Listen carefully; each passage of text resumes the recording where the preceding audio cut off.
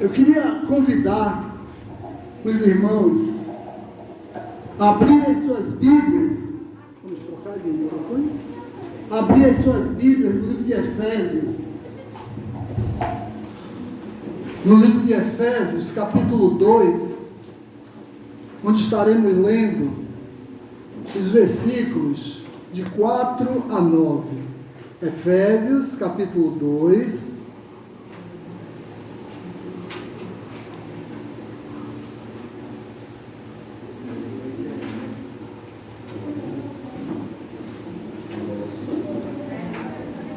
Do versículo 4 ao versículo 9.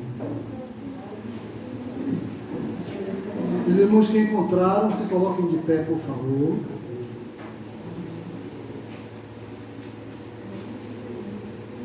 O texto diz: mas Deus, sendo rico em misericórdia, por causa do grande amor com que nos amou, e estando nós mortos em nossos delitos, nos deu vida juntamente com Cristo.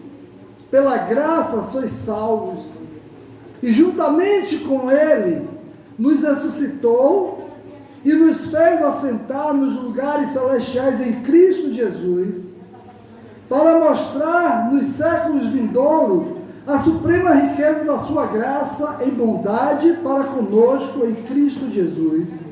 Porque pela graça sois salvos mediante a fé, e isso não vem de vós, é dom de Deus, não de obras, para que ninguém se glorie, pois somos feitura dele, criados em Cristo Jesus para boas obras, as quais Deus antemão preparou para que andássemos nelas.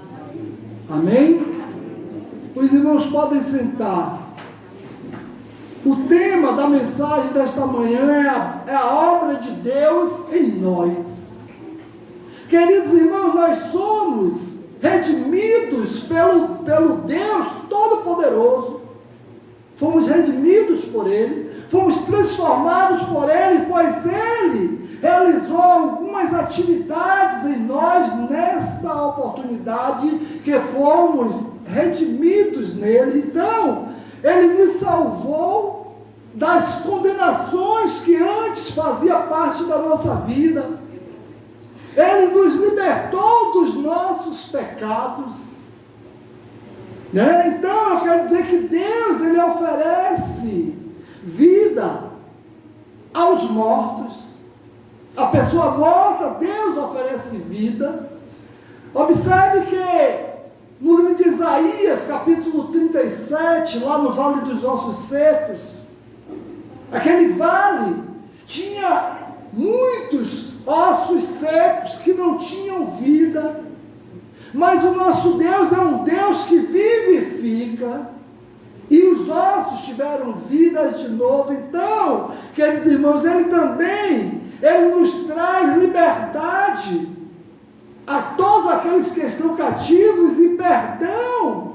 Ele perdoa os condenados, aqueles que estão condenados à morte são perdoados. Então é isso que acontece quando somos redimidos por Deus. Nós, quando redimidos, não temos mais nenhuma dívida. Então Paulo, ele contrasta, aqueles irmãos, nesse texto, que somos por natureza, né?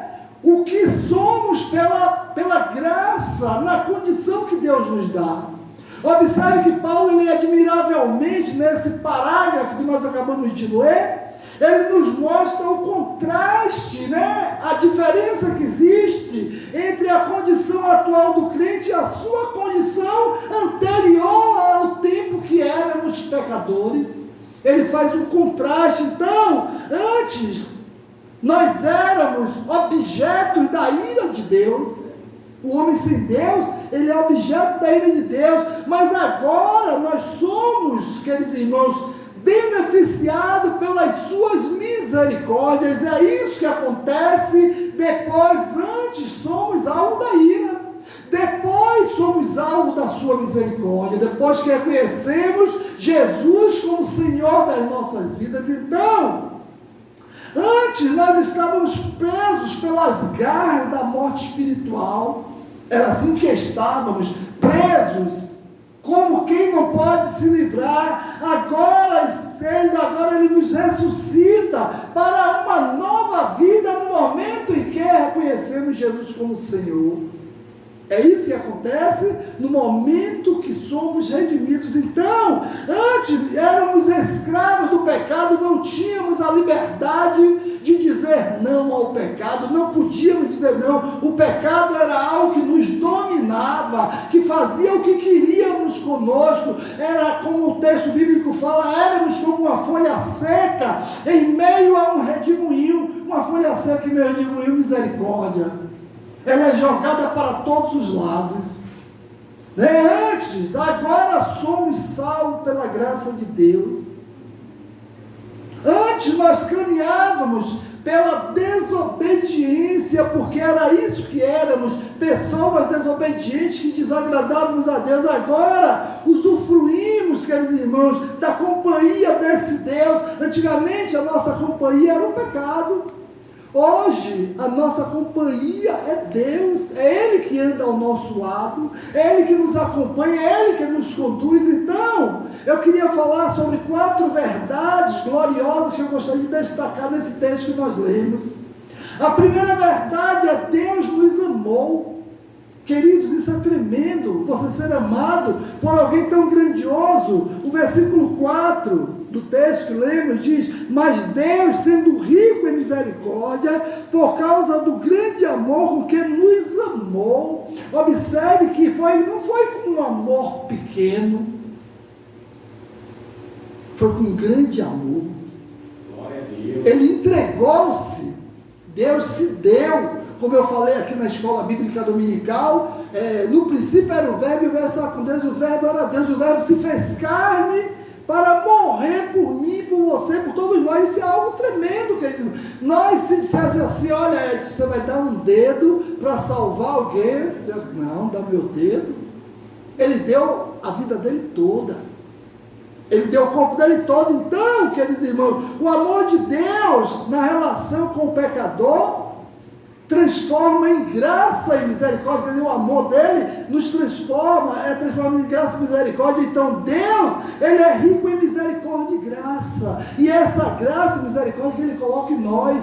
Observe que nós nos sentimos tristes, meus irmãos, o nosso coração fica entristecido, quando nós percebemos algo que é desagradável na casa de Deus, entre os irmãos. Quando um irmão critica o outro, imagine por quê? Porque a graça de Deus é abundante, Então, queridos irmãos, essas riquezas tornam possível a salvação do pecador. As riquezas, é essa riqueza que nos torna possível a nossa salvação, porque Deus nos amou. Aí que João 3,16 diz: Deus amou o mundo de tal maneira, de uma maneira grandiosa, que Ele deu o seu único Filho, para que todo aquele que nele cresça, que ele não pereça, mas tenha vida eterna. Então somos salvos pela misericórdia e pela graça de Deus, porque se não fosse a misericórdia e a graça de Deus, continuávamos condenados à morte e ao pecado, a viver uma vida de pecado. Nós temos a opção, temos a liberdade de dizer sim ou não ao pecado,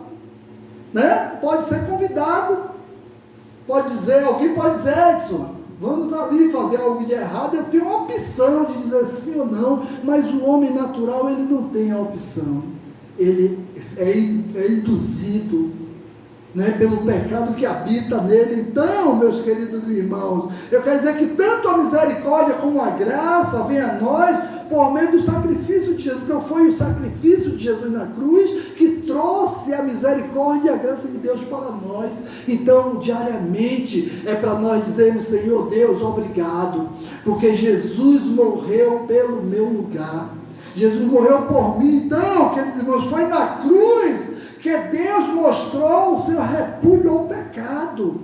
Foi ali, naquele momento, que Deus repudiou o pecado e demonstrou o seu amor por nós pecadores. Então, na cruz Ele repudiou o pecado, só que ali o seu amor foi abundante, porque dar a sua própria vida é algo tremendo.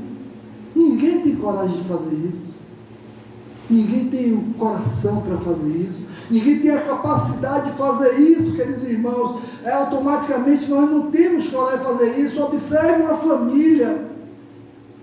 O marido vai ali dirigindo o carro, né?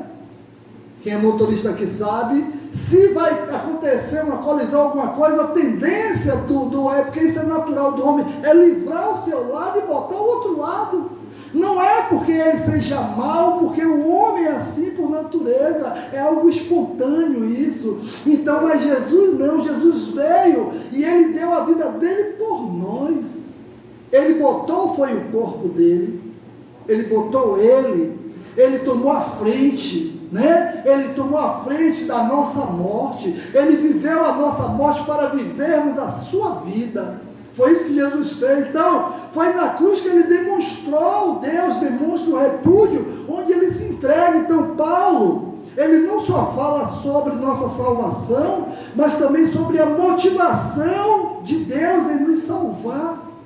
Deus, ele veio por livre e espontânea vontade. Ele veio porque ele queria, ele não desejava que ele nos perdesse. Então, amor, quer dizer, então, observe que ele enumera 4 palavras nesse texto, que é muito interessante. Ele aqui enumera amor, misericórdia, graça e bondade. Aqui fala que Deus tem por nós, né? É isso que Deus tem. Então, ao ressuscitar, Cristo demonstrou a suprema grandeza do seu poder. Ele é o Todo-Poderoso. É por isso que nós estamos aqui e louvamos a Ele. Por isso que nós estamos aqui e glorificamos a Ele e engrandecemos o nome dEle. Então, e ao nos salvar, Ele demonstrou a suprema grandeza da sua graça, porque Ele poderia não se preocupar comigo, Ele poderia não se preocupar com você, Ele poderia não se preocupar com nenhum de nós, mas, no entanto, queridos irmãos, Ele se preocupou. Ele lá no céu, Ele disse, não, alguém tem que pagar. Por quê? Porque os profetas não resolveram o problema da humanidade, os discípulos não resolveram, ninguém resolvia. Aí certamente naquele momento o pai disse, olha, alguém vai ter que ir, só nós mesmo, só um dos 3. E aí Jesus disse, eu vou. E Jesus veio e morreu em nosso lugar. A segunda verdade também, Deus nos ressuscitou. A primeira verdade diz que Deus nos amou porque Ele se entregou completamente. E a segunda verdade, Ele nos ressuscitou. No versículo 5 do texto que nós lemos, diz o seguinte: e estando nós mortos em nossos delitos, nos deu vida juntamente com Cristo, pela graça sois salvos. Observe que Ele nos ressuscitou, nós ressuscitamos junto com Cristo. Por quê? Porque nós não passaremos pela segunda morte, graças ao sacrifício de Jesus na cruz do Calvário. Porque Jesus ressuscitou, então Deus nos tirou da sepultura espiritual, em que o pecado nos havia posto, porque o pecado bota o homem na sepultura. O pecado leva o homem à morte. O pecado nos leva a desagradar ao nosso grande Deus. Mas Jesus, com a sua morte, Ele nos ressuscitou. Não estamos mais na sepultura, glória a Deus. Não estamos mais. Então, queridos irmãos, observe que Deus, Ele realizou uma poderosa ressurreição espiritual em nós por meio do Espírito Santo. É Ele que nos vivifica, é Ele que nos santifica, É Ele que, o processo de santificação é através dele. Então Deus, Ele nos ressuscitou através da ressurreição de Jesus, e somos ressurretos com Cristo Jesus. Se caminhamos com Ele, se vivemos com Ele, então ressuscitamos com Ele. E a terceira verdade, Deus nos exaltou. O versículo 6 diz, juntamente com Ele nos ressuscitou, como eu acabei de dizer, e nos fez assentar nos lugares celestiais em Cristo Jesus. Então nós sentamos nos lugares celestiais com Cristo Jesus. Então com isso nós somos exaltados junto com Ele. Mas só é exaltado se estiver com Ele, se estiver ao lado dele, caminhando com Ele. Então, queridos irmãos, não só saímos da sepultura e fomos ressuscitados, mas também fomos exaltados porque estamos unidos com Cristo. É Ele que caminha conosco, Ele caminha conosco lado a lado, na nossa caminhada diária, no nosso viver, no nosso respirar. é Cristo respirando com nós. Então, agora, assentamos nas regiões celestiais com Ele. Nós estamos no céu com Cristo Jesus. É isso que a palavra garante. Então, queridos irmãos, em Cristo Deus nos deu vida, ressuscitando e fazendo-nos sentar nas regiões celestiais. É o que o texto fala aqui no versículo 6, diz o seguinte: e juntamente com Ele nos ressuscitou e nos fez assentar nos lugares celestiais em Cristo Jesus. É aí que estamos sentados. Aqueles que caminham com Ele, aqueles que vivem a vida dele, aqueles que vivem a vontade dele. Então, em quarta verdade, Deus nos guardou, estamos guardados com Ele. Aí o texto fala, para mostrar nos séculos vindouros a suprema riqueza da sua graça e bondade para conosco em Cristo Jesus, porque pela graça sois salvos mediante a fé, e isso não vem de vós, é dom de Deus, não de obras, para que ninguém se glorie, né? Então, meus queridos irmãos, observe que o último propósito de Deus na nossa salvação é que por toda a eternidade a igreja possa glorificá-lo. Então nós vivemos para o louvor de Deus, para a glória dele, vivemos para exaltar a ele. Então a meta principal de Deus na nossa salvação é a glorificação. Deus deseja ser glorificado, e é por isso que devemos glorificá-lo diariamente, no nosso modo de viver, no nosso modo de agir, no nosso modo de ser. Então a salvação é um presente, não é uma recompensa. Recompensa é o que nós recebemos na empresa, porque trabalhamos o mês todo, no final do mês nós somos recompensados pelo que nós fizemos. Você vai fazer um trabalho, vai aceitar uma janela dessa, quando você termina, eu vou e lhe pago, ó, está aqui, ó, eu lhe recompensei pelo seu trabalho. Só que a salvação não é recompensa, nós não conseguimos comprar a salvação, que não existe dinheiro que pague a salvação.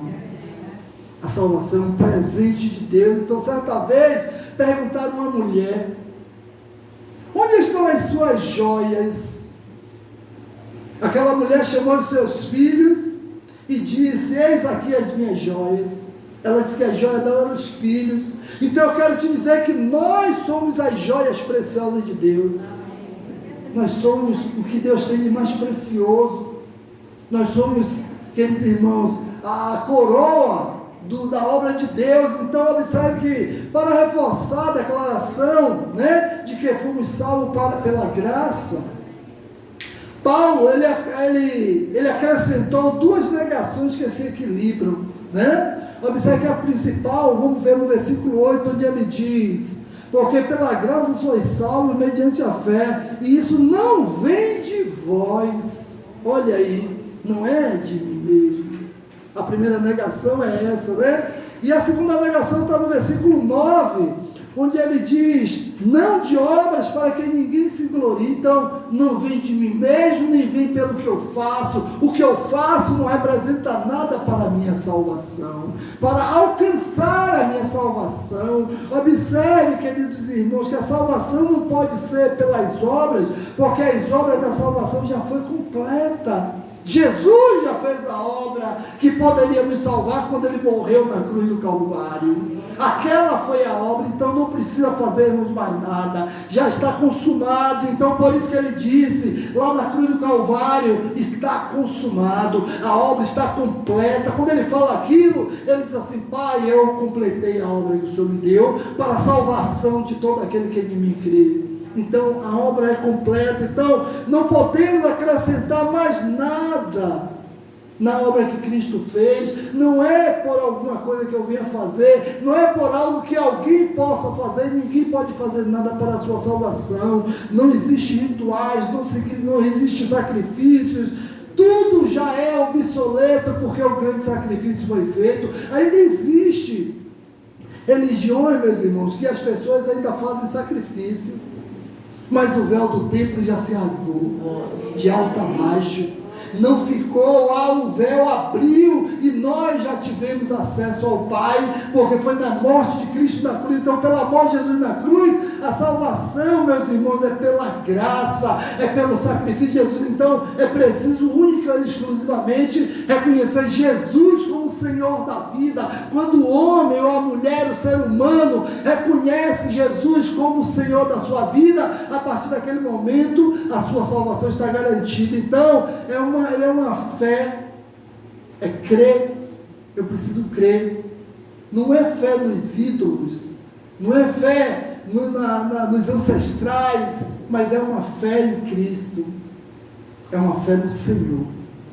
Que Deus nos abençoe, que a nossa fé seja firmada no Senhor, que a nossa fé seja forte a cada dia, que nós possamos a cada dia buscar essa fé no Senhor, né? Possamos pedir a Ele mais fé cada dia. Senhor, aumenta a minha fé, para que eu continue caminhando segundo a Tua vontade. Que Deus nos abençoe, meus irmãos. Vamos ficar de pé e vamos orar nesse Deus que é maravilhoso, que é todo poderoso e que pode todas as coisas. Amém. Senhor, nosso Deus e nosso Pai, santo, santo, santo é o Teu nome, meu Senhor. Nesta hora, Deus, eu quero Te agradecer, Pai, pela obra maravilhosa que o Senhor fez nas nossas vidas, Senhor. Obrigado, Deus, por cada irmão, Deus, que se encontra, Deus, aqui neste momento, Pai. Eu quero Te agradecer também pela vida dos irmãos que não puderam estar aqui nessa manhã de hoje, Pai. Que o Senhor esteja abençoando, Deus, cada vida, Senhor Deus, tomando cada um nas Tuas mãos, Deus. Senhor Deus, restaura, Deus, as famílias, Deus, completa as famílias, Deus. Tem muitas famílias aqui, Senhor Deus, que ainda não estão completas, Pai. Muitos lares divididos, Senhor Deus, que o Senhor possa, Deus, estar completando esses lares, Deus. Faz uma obra, Deus, na vida dos nossos familiares, Deus, que ainda não tiveram experiência contigo, Pai. Que o Teu Espírito Santo, Deus, possa nos conduzir, Deus, a sermos aquilo que o Senhor deseja. Que a Tua obra seja completa em nossas vidas, Senhor Deus. Enche-nos, Senhor Deus, com a Tua unção, com o Teu poder, Pai. E nós só temos a Te agradecer, Pai, pelo sacrifício de Jesus na cruz. O sacrifício já foi completo, eu não preciso fazer mais nada, só preciso única e exclusivamente Te servir e buscar a Tua face a cada dia. Toma cada família aqui nas Tuas mãos, nos conduz, Deus, em paz aos nossos lares, abençoa cada lar, Deus, vai derramando bênção e unção sobre a vida dos Teus filhos que não puderam estar aqui nesta manhã. Senhor Deus, que eles possam, Deus, estar cobertos com a unção do Teu Espírito Santo, Pai. Mas desperta, ó Deus, para sentir o desejo grande do coração de estar aqui na Tua casa, Deus, louvando e engrandecendo o Teu nome com a Tua igreja. Nos abençoa, Deus, nos conduz em paz aos nossos lares, nos dá um almoço abençoado, Pai. Te oramos, Deus, agradecidos por tudo. É em nome de Jesus que nós te oramos. Amém. Amém, queridos. Deus abençoe a todos. E com oração silenciosa nós estamos despedidos.